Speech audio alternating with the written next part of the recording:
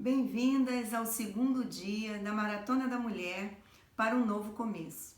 E não tem como falar em novo começo sem observar algumas questões muito importantes. E nesse segundo dia para o novo começo, onde nós mulheres estamos nos preparando para uma nova fase, o nosso tema de hoje é tempo de silêncio. Coisa difícil para a mulher, não é verdade? Qual a mulher que consegue tempo de silêncio?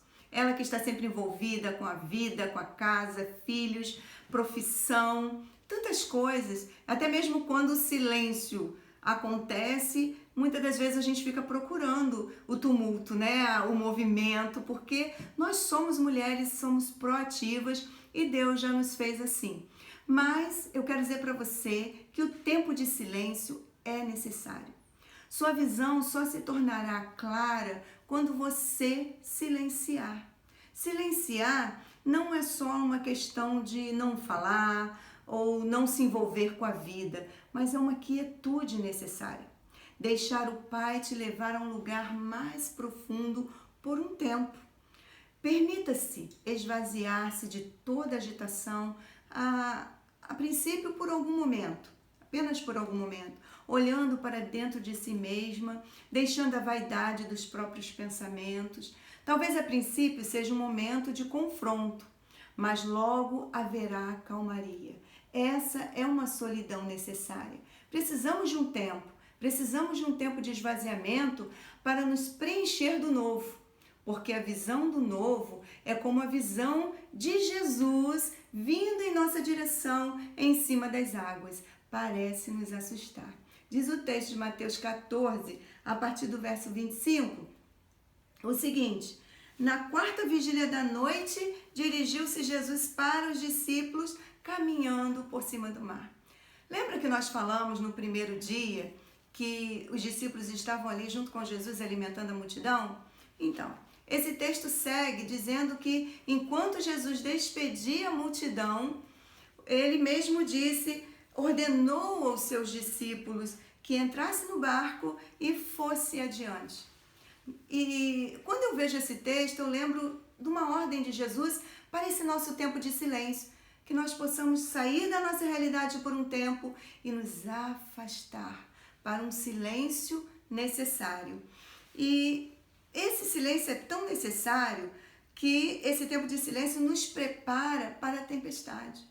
Quando Jesus pediu para que os discípulos fossem além e aguardassem, era um tempo que eles precisavam, porque logo após viriam novas realidades para que eles pudessem enfrentar.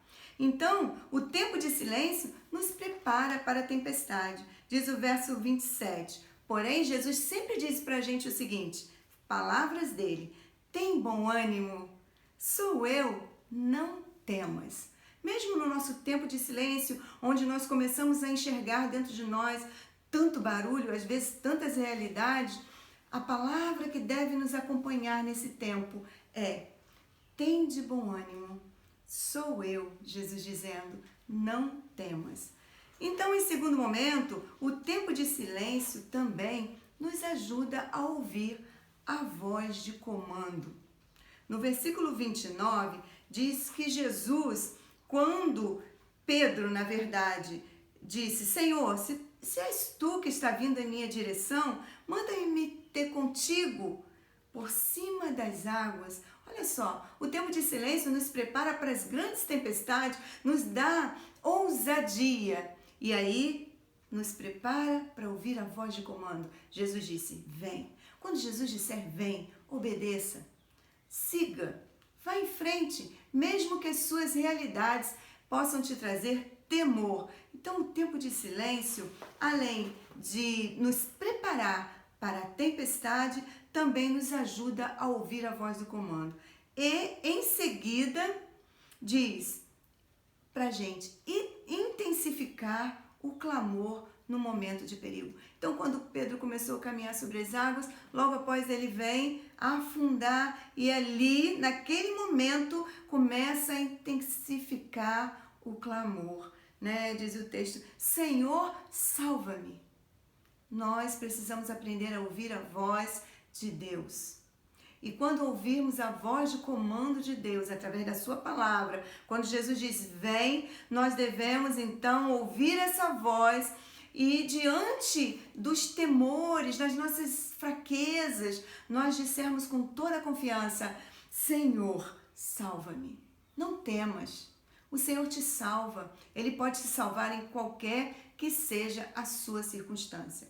E logo depois, o tempo de silêncio também nos prepara para nos ajudar a entender a nossa finitude, que nós somos pequenos, que nós somos falhos, que nós somos pessoas inconstantes.